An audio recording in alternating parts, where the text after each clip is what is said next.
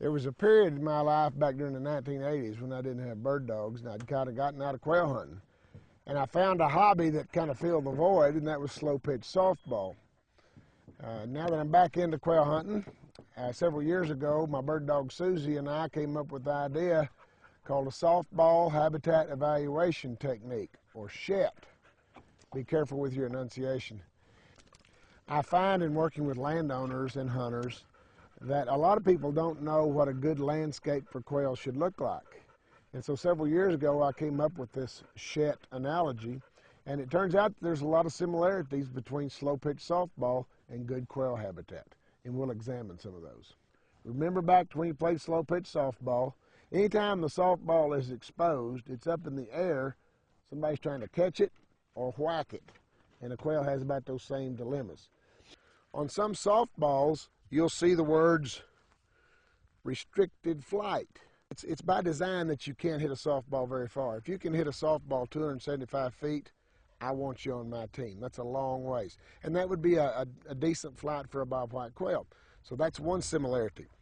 Down the right field line, it's about 275 feet. To first base, it's 60 feet. The pitcher's mound is 46 feet. So all those are distances that are going to come into play when we talk about quail. All right, some other dimensions of the softball field. If I ask you to think about the dimensions of home plate, it's about like this. That's about the dimensions of a good nesting clump of grass, what we call a bunch grass, like silver bluestem or little bluestem, ought to be about the size of home plate. The area of two batter's boxes together, that's about the size of a good clump of prickly pear for nesting habitat. Think of where the defensive players are on the field. And how many are there? There's 10, not 9, 10 in slow pitch softball. There's an extra outfielder called a rover. And if you visualize in your mind where those defensive players are, ideally you'd have a good quail house at each one of those locations. So that gives you a mental image of what that field should look like.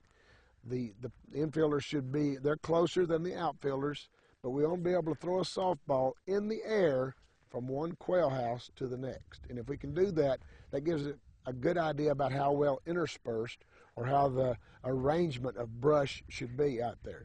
So if I look over here, obviously there's one quail house right here. I could hit that one very easily.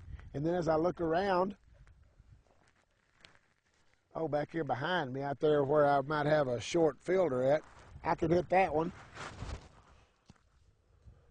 If you can throw that softball in the air from one quail house to the next, that basically says a quail is close enough to brush that it can escape when a Cooper's hawk comes into the scene. So that's a good defensive strategy. Have a quail house everywhere you got a defensive player. A lot of people will ask you, can cover get too thick for quail? What's the ideal amount of ground cover for quail? And I answer that with a couple of respects to the softball. Number one, if you pitch that softball pitching distance, now it's 46 feet. If I toss that softball that far and I can still see the softball from where I'm standing, insufficient cover.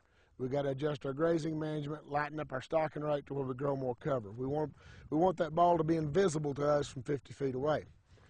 The other thing is, people say, well, can't ground cover get too thick? And I say, it can. Quail do need bare ground, but that's rarely a problem for us here in West Texas, but it can happen.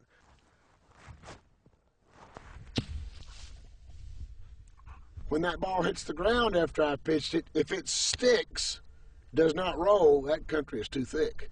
But if it rolls even this far, it's okay for a quail.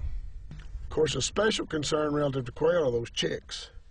When those chicks are newly hatched, they're 1/4 of an ounce. They stand tall and saddle about 2 inches high. So this kind of cover might look like a bamboo forest to them. So the way we evaluate whether or not it would make good brooding habitat for that mama quail and those chicks, typically we'd use a golf ball.